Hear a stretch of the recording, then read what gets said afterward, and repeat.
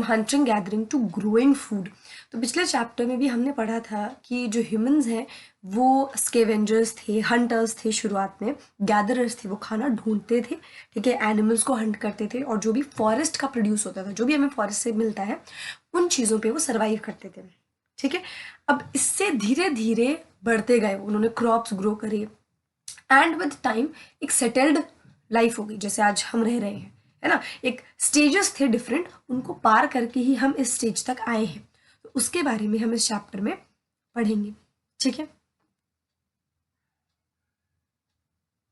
Okay, the earliest people, why were they on the move, ठीक है। तो अगर हम पुराने लोगों की बात करें 2 मिलियन ईयर्स अगो, तो वो लोग जो है हंटर गैदरर्स होते थे, ठीक है। वो क्या करते थे, they use to hunt wild animals, just a second, use to hunt wild animals, and इसके साथ साथ they use to caught fish and birds, ठीक है। फिश और बर्ड्स को भी वो मार के खाते थे। Fruits, roots, nuts, seeds, leaves, stalks and eggs, ये सारी चीजें भी ये गैदर करते थे और यही इनका खाना था। तो हंटर्स और गैदरर्स इस तरीके से अपना पेट भरते थे उस टाइम पे, ठीक है। ये लोग जो है वो एक जगह से दूसरी जगह तक जाया करते थे। ये बहुत इंपॉर्टेंट पार्ट है कि ऐसा क्यों होता था कि जो हंटर गैदरर्स थे वो हमेशा एक जगह से दूसरी जगह जाते रहते थे। This is one of the questions also. तो इसके कई सारे रीजंस थे। पहला रीजन ये था कि जब आप एक जगह पे रहेंगे तो एक टाइम बाद वहां पे जो भी रिसोर्सेज हैं, जो भी चीजें खाने पीने की अवेलेबल है, वो खत्म हो जाएंगी, है ना।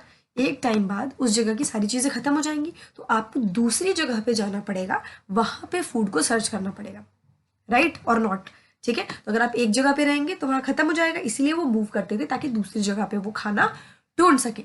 सेकेंड बात पे आते हैं, जो एनिमल्स होते थे वो एक जगह से दूसरी जगह जाते थे स्मॉलर प्रे के लिए, ठीक है। जो प्रे मतलब उनका जो शिकार होता था उसके लिए वो जाते थे, जैसे कि डियर और वाइल्ड कैटल होते थे, वो ग्रास और लीव्स के लिए जाते थे, और जो हंट करते थे वो लोग इनकी मूवमेंट्स को फॉलो करते थे ताकि वो इन एनिमल्स को हंट कर सके, ठीक है। आगे बढ़ते हैं।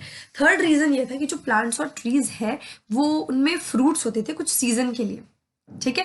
एंड पीपल जो है they moved from one season in another, दूसरे सीजन में वो मूव करते थे डिफरेंट काइंड ऑफ प्लांट्स के लिए, डिफरेंट काइंड ऑफ फ्रूट्स के लिए। हर चीज़ सीजनल है ना, कोई भी चीज़ हमेशा आपको नहीं मिलती, ठीक है। कुछ चीज़ें होती है बट कई सारी चीज़ें जो है वो सीजनल होती है, तो इसके लिए वो एक जगह से दूसरी जगह मूव करते थे।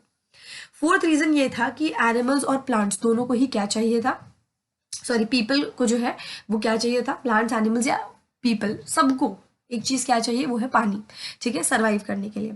तो वाटर्स जो है वो उनको लेक से, स्ट्रीम से या रिवर से मिलता था, और कई बार ये जो पानी है वो सीजनल होता था, कई जगह पानी है कई जगह नहीं है, तो वो लोग एक जगह से दूसरी जगह पे जाते थे। जैसे ड्राई सीजन आ गया तो वो उस जगह से मूव करके दूसरी जगह पर चले गए ताकि उन्हें enough amount of, plenty amount of water मिलता रहे। तो ये कुछ 4 रीजन हमने बताए कि क्यों लोग जो है, जो हंटर्स और गैदरर्स थे बेसिकली, वो एक जगह से दूसरी जगह मूव करते थे, ठीक है। तो अभी तक हम ये समझे हैं कि हंटर गैदरर्स कौन होते हैं, वो अपना खाना कैसे ऑब्टेन करते हैं, कैसे पाते हैं, और वो एक जगह से दूसरी जगह क्यों जाते हैं। क्लियर, आगे बढ़ते हैं। How do we know about these people. पिछले ही चैप्टर में हमने पढ़ा था कि आर्कियोलॉजिस्ट्स होते हैं जो हमें बहुत ज़्यादा डेटा देते हैं, बहुत ज़्यादा इंफॉर्मेशन देते हैं, जिसकी वजह से हमें लोगों के बारे में, पास्ट के बारे में पता चलता है, राइट। जो मैन्यूस्क्रिप्ट्स हैं, इंस्क्रिप्शंस हैं। लेकिन ये हंटर्स और गैदरर्स के बारे में हमें कैसे पता लगा, वो इवन उसके भी पहले मैन्यूस्क्रिप्ट्स और इंस्क्रिप्शंस जो होती थी वो राजा वगैरह लिखवाते थे, बट उससे पहले का भी जो टाइम था जब हंटर गैदरर्स एग्जिस्ट करते थे, उसके बारे में हमें कैसे पता है, ठीक है। तो बेसिकली क्या होता था उस जमाने में, जो हंटिंग होती थी उसके लिए ये लोग टूल्स बनाते थे, ठीक है। कोई भी आप खाओगे, कुछ भी करोगे, आज तो हमारे पास बहुत सारी चीज़ें अवेलेबल है, उस टाइम पे नहीं थी, तो ये लोग टूल्स बनाते थे, ठीक है। स्टोन के, वुड के, बोन के, इन सब चीज़ों के वो स्टूल्स वो बनाते थे, सॉरी टूल्स बनाते थे, ठीक है। एंड विद टाइम कई सारी चीज़ें तो नहीं बची, लेकिन जो स्टोन के टूल्स थे वो बच गए, जो हमें आर्कियोलॉजिस्ट को बाद में मिले और जिसकी वजह से हमें पास्ट के बारे में पता है, ठीक है। इनमें से कुछ टूल्स जो है वो जो है मीट या बोन के लिए कट करने के लिए है, ठीक है, या ट्रीज के लिए या स्किन की, एनिमल्स के लिए, फ्रूट्स काटने के लिए, रूट्स काटने के लिए, ठीक है। कईयों को बोन के साथ एज अ हैंडल अटैच कर दिया जाता था ताकि वो स्पेयर एंड एरो बन सके, ठीक है, दूसरे हंटिंग करने के लिए, ठीक है। कुछ टूल्स होते थे जो कि वुड को चॉप करने के लिए यूज किए जाते थे, फायरवुड के लिए, आग लगाने के लिए, ठीक है। और कुछ जो है वो हट्स बनाने के लिए भी वुड का यूज किया जाता था ताकि वो हट्स भी बना सके और उससे टूल्स भी बनाए जा सके, ठीक है। तो ये सब चीज़ें जब बाद में मिली तब हमें पता चला कि अच्छा हंटर गैदरर्स सर्वाइव करते थे, कैसे करते थे, क्या करते थे, वो सब हमें इस तरीके से पता चला। आगे बढ़ते हैं। Choosing a place to live in, इसमें आप में मैप 2 में देखना है। मैप 2 में यहाँ पे आर्कियोलॉजिस्ट ने कुछ हंटर्स के बारे में और गैदरर्स के बारे में एविडेंस दिए थे, ठीक है, कि ये कहाँ जो है रहते थे। तो ये जो जो भी रेड ट्रायंगल्स है वो दिखाता है कि ये वहाँ वहाँ रहते थे। और कई सारी ऐसी साइट्स हैं जो कि पानी के नज़दीक है, रिवर्स या लेक के नज़दीक है। क्यों? क्योंकि वाटर बहुत ही इंपॉर्टेंट चीज़ है, ठीक है। रेड वाला कौन सा है? ये हो गया रेड वाला, ठीक है। अगेन ये हो गया, ये हो गया, ठीक है। ये पैलियोलिथिक साइट्स हैं रेड वाली, ठीक है। फिर न्यूलिथिक है, ये अभी हम पढ़ेंगे। फिर इसी तरीके से सारे हम पढ़ते रहेंगे। एंड ये जो स्टार्स हैं ये मॉडर्न सिटीज़ आ गई, ठीक है। जैसे कि यहाँ पे आप देख रहे हो मुंबई है, कोलकाता है, ये मॉडर्न सिटीज़ आ गई है, ठीक है। और ये जो बीच के हैं पहले हम उन्हें समझेंगे, then we'll come back again to the map to understand कि इसका क्या कॉन्सेप्ट है, ठीक। आगे बढ़ते हैं जल्दी से। तो क्योंकि पुराने ज़माने में स्टोन टूल्स बहुत ज़्यादा ज़रूरी होते थे, इसीलिए जो लोग हैं वो हमेशा खोज में रहते थे कि एक अच्छा क्वालिटी का स्टोन उनको मिल जाए, ठीक है। और आप देखेंगे ना कि ये लोग ना केव्स में रहते थे, तो ये लोग क्या करते थे, वॉल पे पेंटिंग्स बनाते थे, ठीक है। जैसे कि मध्य प्रदेश में और सदर्न उत्तर प्रदेश में कई सारी पेंटिंग है वाइल्ड एनिमल्स की जो वो लोग ना ड्रॉ करते थे। तो इधर ये होता था कि वो उनको हंट करते थे, मे बी ये कुछ आइडिया उनका होता था, बट इस तरीके से वो कुछ ना ड्रॉइंग्स या पेंटिंग्स बना के रखते थे केव्स की वॉल्स पे, ठीक है। तो ये देखिए हंटिंग का कुछ आप देख रहे हैं, ये वाला भी है, कुछ हंटिंग का आइडिया दे रहा है हमें, ठीक है। ये जो पेंटिंग है थोड़ा हंटिंग का आइडिया दे रहा है। आगे बढ़ते हैं।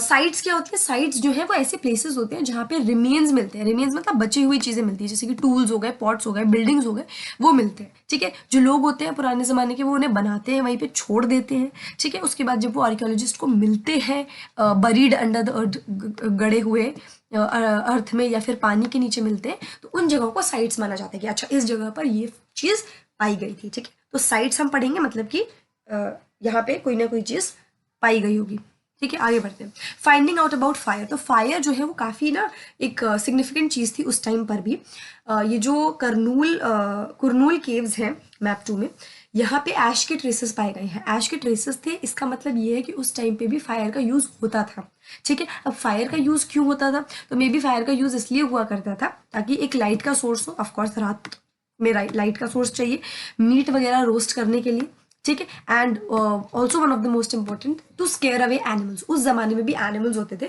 और कुछ बहुत ज़्यादा डेंजरस होते थे, तो उनसे खुद को बचाने के लिए ये लोग फायर का यूज़ करते थे, क्योंकि फिर एनिमल्स दूर भाग जाते थे, राइट। तो फाइंडिंग आउट अबाउट फायर में हमने ये पढ़ा कि फायर उस जमाने में भी सिग्निफिकेंट थी। यूज़ क्या था कि वो लाइट की के लिए यूज़ किया जाता था, मीट को रोस्ट करने के लिए, और दूसरे जो एनिमल्स वगैरह थे जो कि खतरनाक थे उनको डराने के लिए, स्केयर करने के लिए भी यूज़ किया जाता था, ठीक है।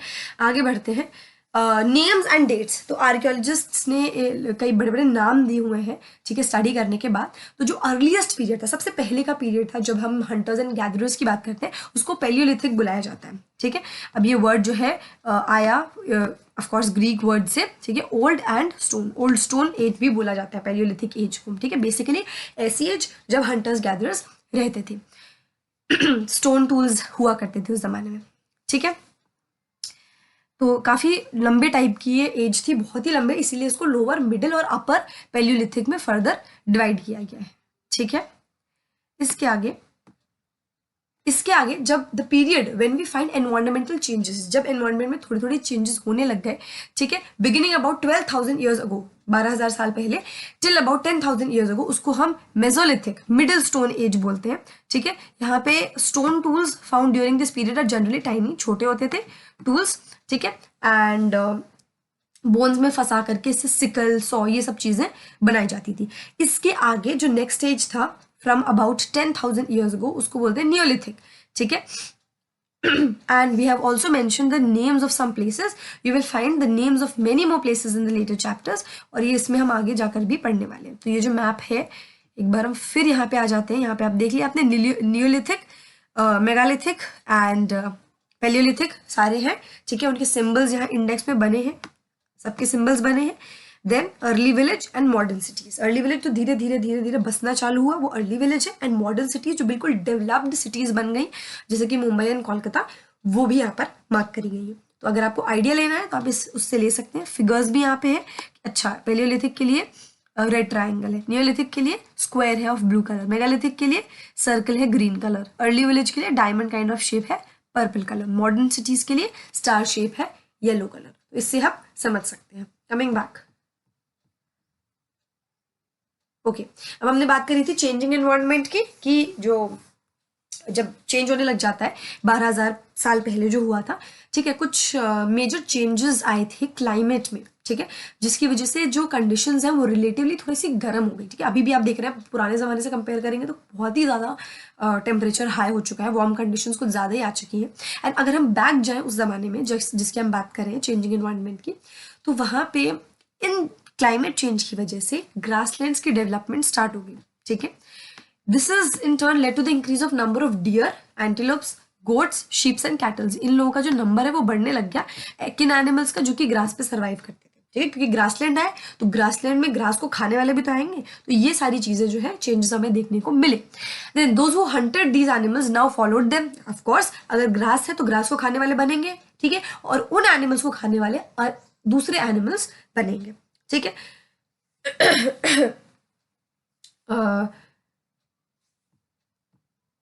ठीक है, इसके अलावा it is likely that this help people to start thinking about herding. इन एनिमल्स को हर्ड करना, रियर करना भी लोगों ने स्टार्ट कर दिया। फिशिंग ऑल्सो बिकेम इंपॉर्टेंट है, धीरे धीरे फिशिंग भी हमारी स्टार्ट हो गई थी, ठीक है।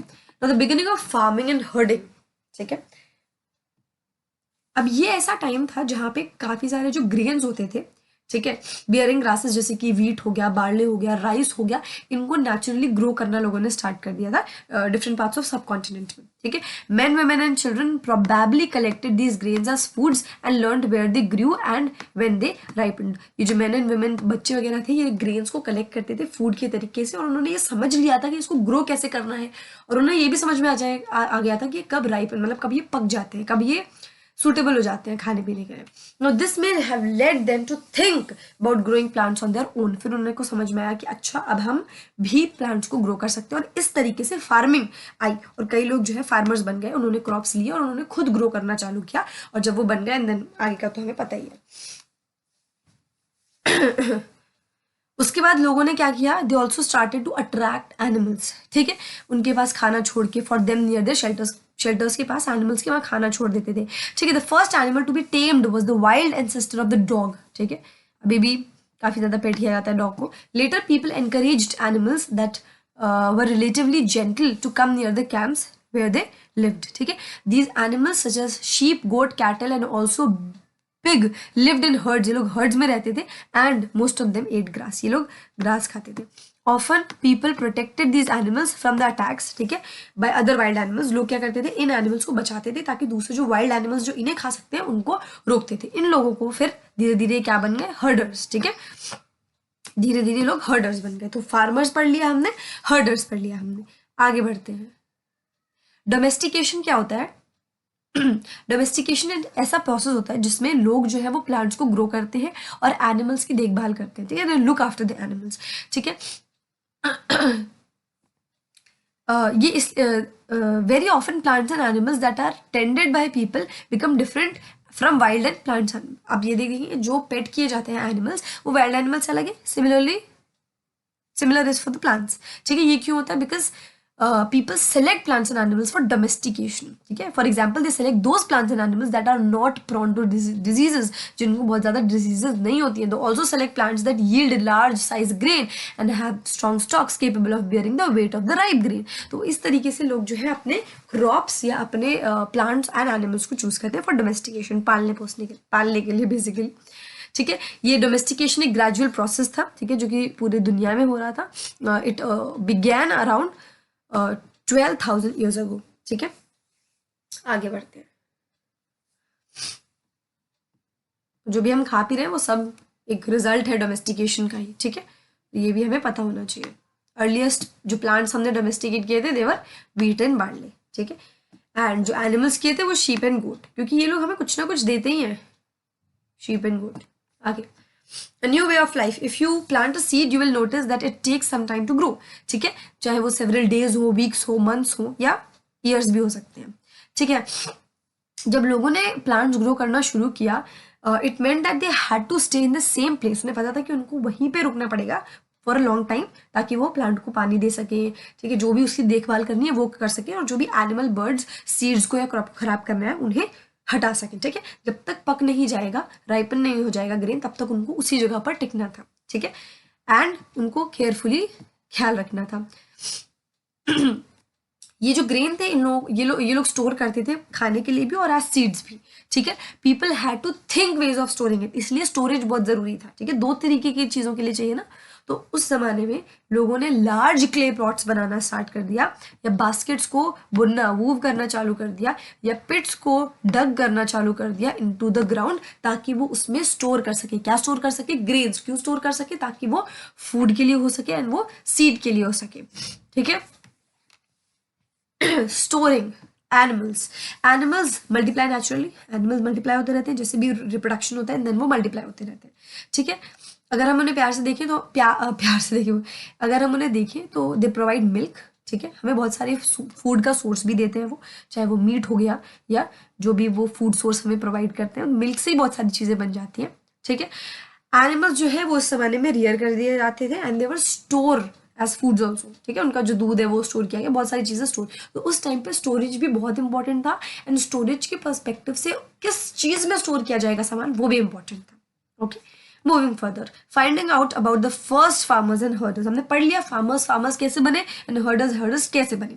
ठीक है, जैसे कि हमने मैप 2 में देखा था, ब्लू स्क्वायर्स. ठीक है, each marks a site from where archaeologists have found the evidence of early farmers and herders. These are found all over the subcontinent. ठीक है, some of the most important ones are in the northwest in the present day Kashmir, और कई सारे south India में पाए गए थे. ठीक है,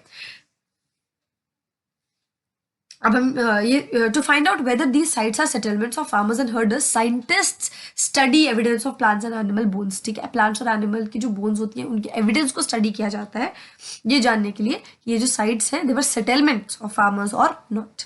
ठीक है, one of the most exciting finds include remain of burnt grain. ठीक है, जो ग्रेन थे ना वो जले हुए मिले थे, उससे हमें पता चला था कि हाँ यहाँ पे फार्मर्स भी थे.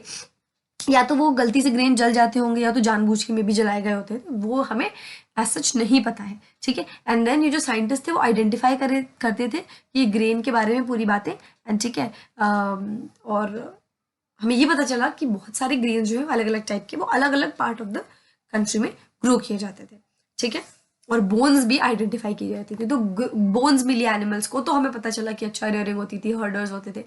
एंड ग्रेन्स मिले जले हुए तो हमें पता लगा कि अच्छा फार्मर्स हुआ करते थे उस टाइम पे. ठीक है, टूवर्ड द सेटल लाइफ, तो पहले तो हमारे पास हंटर गैदरर्स थे, देन धीरे धीरे हम फार्मिंग में, फिशिंग में, एंड देन हर्डर्स बने, एंड देन धीरे धीरे थोड़ा सा सेटल लाइफ की तरफ हम लोग आ गए. तो आर्कियोलॉजिस्ट को जो है ट्रेसेस मिले थे घरों के, हट्स के या हाउसेस के कुछ साइट्स में, कुछ जगहों पर.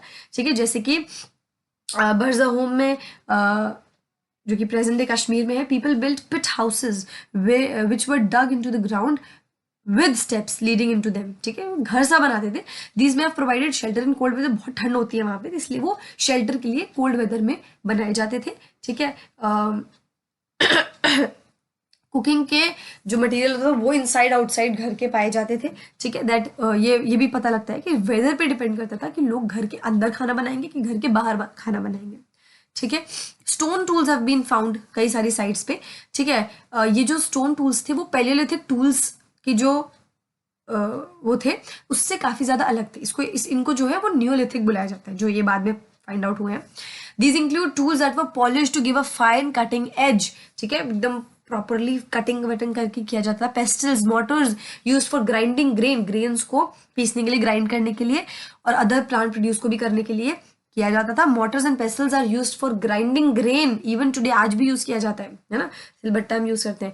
Several thousand years later, at the same time, tools of the Paleolithic types continue to be made and used. बाद में भी Paleolithic टाइप के टूल्स बनाए जाते थे. एंड कुछ टूल्स जो होते थे वो हमें याद रखना है कि बोन से भी बने होते थे. ठीक है, देन आगे जो है वो कई तरीके के जो है अर्दन पॉट्स भी फाइंड किए गए थे। क्यों किए जाते थे? क्योंकि इसमें सामान को स्टोर किया जाता था। कई बार इन्हें डेकोरेट भी किया जाता था, है ना। जो लोग थे उन्होंने इसमें खाना बनाना, बना हुआ खाना रखना स्टार्ट कर दिया। कई लोग इसमें राइस रखते थे, व्हीट रखते थे, दाल वगैरह, लेंटिल्स रखते थे, ठीक है। एंड जो है ये सब जो है एक इम्पॉर्टेंट पार्ट हो गए देन डाइट के।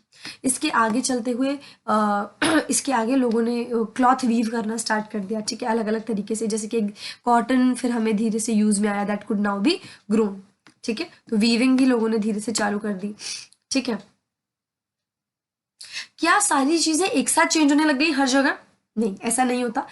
कई जगहों पर men and women still continue to hunt and gather food. धीरे धीरे चीजें अडेप्ट की जाती है, ठीक है। एक जगह से जब लोग दूसरी जगह जाते हैं तब पता लगता है कि अच्छा ये भी चीज हो सकती है, एंड देन धीरे धीरे सब उसको अडेप्ट करते हैं। People adopted farming and herding slowly. हर जगह एक साथ नहीं हुआ, धीरे धीरे हुआ over several thousand year. Besides कुछ केसेस में पीपल जो है वो कंबाइन करते थे इन सारी एक्टिविटीज को, और वो बहुत सारी एक्टिविटीज डिफरेंट डिफरेंट सीजन में करते थे। कभी हंटिंग कर रहे हैं, कभी ग्रोइंग कर रहे हैं, कभी फिशिंग कर रहे हैं, अपनी मर्जी से जब जो चीज उन्हें सूटेबल लगती थी वो करते थे, ठीक है। Closer look, living and dying in Mehrgarh.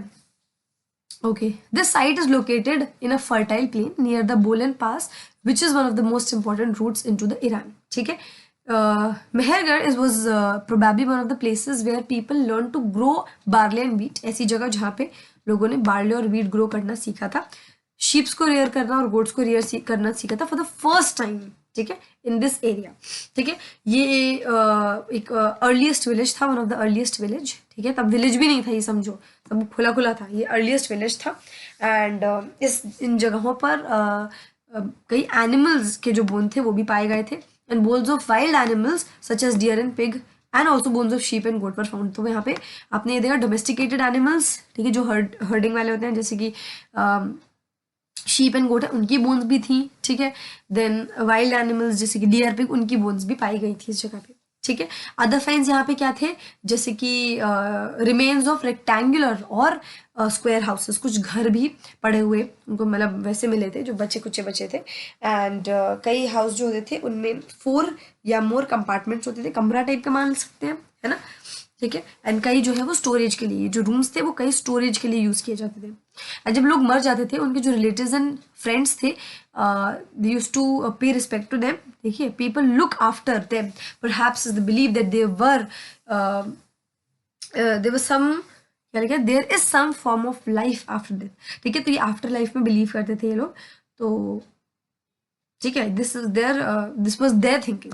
Burial is one such arrangement. Several burial sites have been found at Mehergarh, and in one instance the dead person was buried with goats which were probably meant to serve as food in the next world. ठीक है, तो उनको उनकी ज़रूरत की चीज़ों के साथ बरी किया जाता था, ये तो सोचते हुए कि इनको आफ्टर लाइफ में काम आएगा, ठीक है। आफ्टर लाइफ मतलब आफ्टर डेथ में भी काम आएगा, तो ये माना जाता था। जैसे कि इंसान को, ये देखिए, ये इंसान था, इसको गोट्स के साथ जो है बरी किया गया था कि भाई आफ्टर लाइफ में गोट्स खाने को काम आएंगे, तो ये इनका लॉजिक था बैक देन। ये केव पेंटिंग है फ्रांस में, can go through this. Rhinoceros है, रेनडियर है, बियर है, ये सब यहाँ पे ब्राइट कलर्स से बनाए गए। उस टाइम पे केव पेंटिंग्स कुछ ज्यादा फेमस थी, ठीक है। ठीक है, देन ये जो है एल्सवेयर अगेन न्यूलिथिक साइट, ठीक है। एटलस में आप इसे बोले टर्की ढूंढिए, one of the most famous Neolithic sites, ठीक है। यहाँ पे जो है several things were bought from great distances, दूर दूर से चीज़ें लाई जाती थी, मेडिटेरेनियन सी, रेड सी यहाँ पे लाई जाती थी, ठीक है। उस जमाने में कोई कार्ट्स नहीं थे, तो लोग अपनी पीठ पर लाते थे या तो कैटल के ऊपर रख के लाते थे, ठीक है, पीठ पे, ठीक है। With this chapter is complete. You can go through ये सारे क्वेश्चन एंड आंसर्स। जो आपको नहीं आता है यू कैन कमेंट डाउन, उसके लिए हम सेपरेट वीडियो बनाएंगे। And if you want to know कि किस तरीके से हमें आंसर फ्रेम करना चाहिए, लिखना चाहिए, उसके लिए भी we can post a video, you just need to comment, ठीक है। With this we end today's session, we'll meet in the next class. Thank you so much.